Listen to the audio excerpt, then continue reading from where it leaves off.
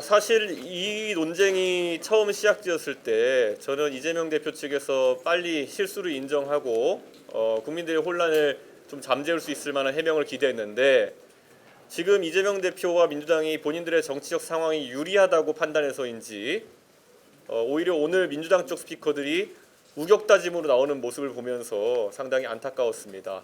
그러면서 여러 가지 맞지도 않는 예시를 들면서 이재명 대표의 이런 K-엔비디아론이 맞는 방향이라는 식으로 이야기하고 있는데, 제가 여기에 대해서 상당한 위기의식과 문제의식을 갖는 이유는 이재명 대표가 이것을 본인의 무상 시리즈의 재원으로 삼으려고 하는 움직임이 있거나 아니면 세금이 없어도 된다는 식으로 국가 시스템 자체를 흔들어버리는 그런 발언을 하고 있기 때문입니다. 어떻게 엔비디아 배당금으로 국가의 세금을 없앨 수 있다는 식의 그런 논리가 가능합니까? 그런데 오늘 그 논리를 강화하는 민주당의 모습을 보면서 참 위험한 경제관이구나 느꼈습니다.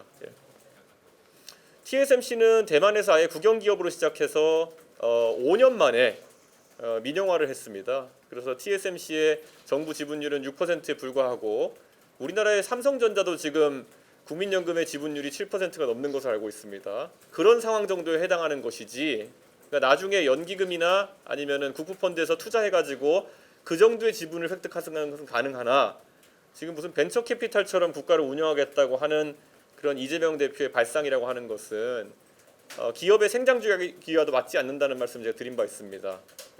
우리나라에도 보면 민영화된 기업들이 덜어 있습니다. 예를 들어 SK텔레콤 같은 경우에도 뭐 민영화된 기업인데요. 뭐 그런 것을 또 민주당이 민영화를 좋아하는 건 또 아니지 않습니까? 아예 국영기업이 민영화된 사례를 들고 와가지고 지금 이런 것을 이야기하는 것은 옳지 않다. 오히려 빅테크 기업을 어떻게 정부가 초기부터 키울 수 있냐에 대해 가지고 이재명 대표가 안이하게 생각하고 있기 때문에 문제가 되는 것입니다. 엔비디아가 될 기업을 특정해 가지고 만약에 국가가 선별해서 지원할 수 있다 그러면은 그 국가는 대단한 국가입니다. 그런데 왜 그렇게 되지 않느냐? 왜 다른 나라들은 그럼 그렇게 하고 있지 않느냐에 대해 생각해 보면 될 것 같습니다. 역설적으로 이재명 대표가 만들고 싶다는 엔비디아 자체가 정부의 지원으로 탄생한 기업이 아닙니다. 미국에 있는 빅테크 어느 기업을 본다 하더라도 애플이 국영기업으로 시작했습니까? 아니면 마이크로소프트가 국영기업으로 시작했습니까? 그러니까 이재명 대표가 관점을 빅테크에 맞춘다 그러면은, 왜냐하면 AI 얘기하셨으니까요.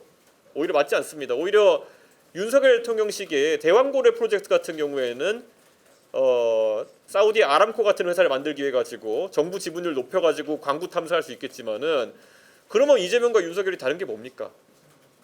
그래서 저는 이재명 대표가 생각하는 그런 빅테크에 대한 그런 30원 지분 확보라고 하는 것은 도대체 실현할 수 있는 과정이 무엇인지 잘 모르겠습니다.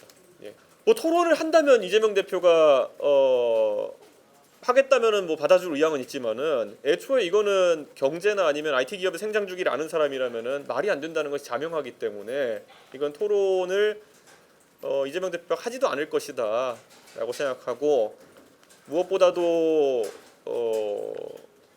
이게 과연 대한민국이 지금까지 몇십 년간 구축해온 조세 모델을 벗어나 가지고 새로운 국가 수입 모델이 될 만한가에 대해 가지고는 어느 누구도, 국세청부터 기업을 운영하시는 분들과 어느 누구도 아니다라고 생각할 겁니다.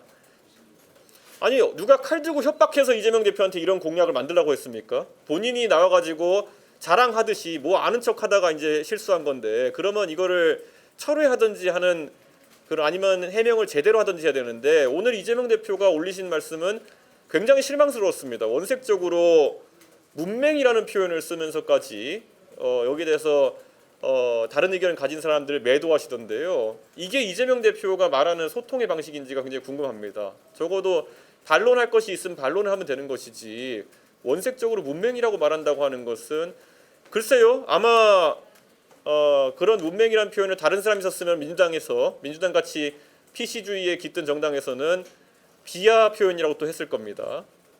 아주 혐오적인 표현이고 비하적인 표현이죠.